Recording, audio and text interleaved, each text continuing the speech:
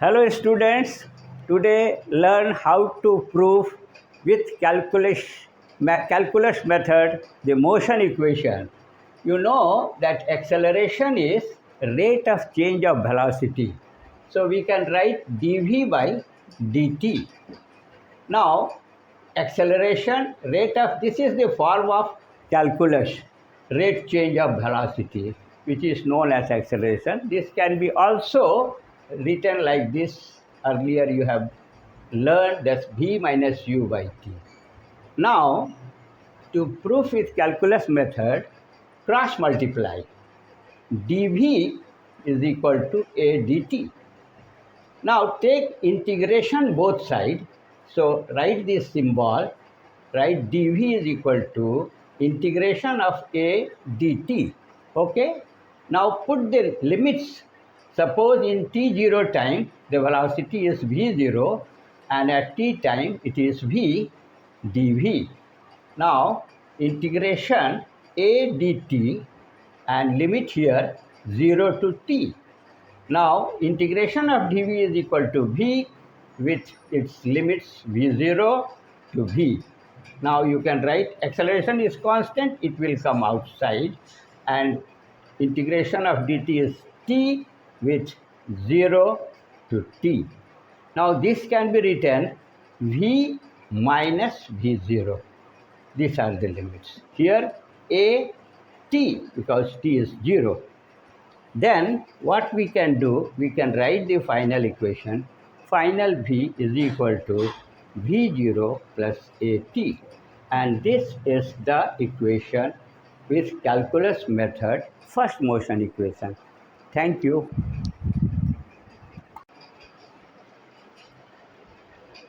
Hello बच्चों, चलो आज हम लोग सीखते हैं कि कैलकुलस मेथड से डिस्टेंस कैसे फाइंड आउट करते हैं, वो फार्मूला जिसमें हमारा ये जानते हैं कि वेलोसिटी इज इक्वल टू होता है rate of change of displacement, तो v को लिख सकते हैं dx बाई dt.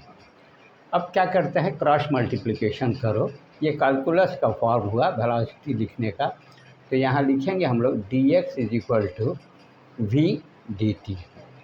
अब क्या करेंगे, दोनों तरफ हम लोग इंटीग्रेशन करेंगे. dx is equal to integration of v dt. अब x का जो लिमिट लेंगे तो उसके लिए हम लोग यहाँ लिखेंगे इनिशियल में x0 और यहाँ x और यहाँ dx, और यहाँ इंटीग्रेशन लिखेंगे v के लिए हम लोग लिखेंगे v0 प्लस at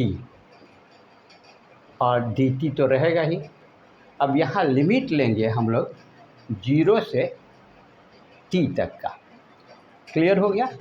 अब x का dx का जो इंटीग्रेशन होता है वो x होगा, और इसके लिए हम लोग का लिमिट हो जाएगा x0 से x, और यहाँ v dt का इंटीग्रेशन होगा v0 t प्लस t का इस इंटीग्रेशन होगा t² बाई 2, और a कांस्टेंट हो तो रह जाएगा, यहाँ t² होगा, यहाँ 2 होगा. क्लियर हो गया. अब इसका जब हम लोग वैल्यू डालेंगे तो यहाँ हो जाएगा x minus x0 is equal to v0t plus half at². इस जीरो को इधर ले आएंगे यदि x0 को, तो ये हो जाएगा फाइनल डिस्टेंस या डिस्प्लेसमेंट, ये हो जाएगा x0 plus v0t plus half at, और यही है हमारा डिस्प्लेसमेंट निकालने का तरीका कैलकुलस मेथड से. Thank you. हेलो स्टूडेंट्स, चलो और एक इक्वेशन है मोशन का जिसमें हमारा टाइम नहीं रहेगा और वेलोसिटी दोनों रहेगा, एक्सेलरेशन रहेगा, और डिस्टेंस के लिए कैलकुलस मेथड से कैसे निकालते हैं बहुत इम्पॉर्टेंट है. तो हम लोग जानते हैं कि एक्सेलरेशन इज इक्वल टू होता है dv बाई dt. अब एक काम यहाँ हम लोग करेंगे कि dx से ऊपर नीचे मल्टीप्लाई कर दीजिए dx से, तो क्या होगा, और फिर इसे लिखेंगे हम लोग dv/dx और यहाँ लिखेंगे dx/dt। यदि ये फॉर्म हो जाएगा तो ये फिर हमारे पास क्या आ जाएगा, एक्सेलरेशन। ये रेट वेलोसिटी को एक बार डिस्टेंस के थ्रू और फिर डिस्टेंस को टाइम के थ्रू डिफरेंशिएट करेंगे, तो ये कैलकुलस मेथड में ही होता है। अब यहाँ हम लिख रहे हैं dv/dx, और इसके लिए क्या लिख सकते हैं, dx/dt is equal to v, velocity होता है। अब क्या करेंगे ना, क्रॉस मल्टीप्लिकेशन करेंगे, तो यहाँ लिखेंगे v dv is equal to a dx। अब बोथ साइड हम लोग क्या करेंगे, इंटीग्रेट करेंगे, integration v dv is equal to integration a dx।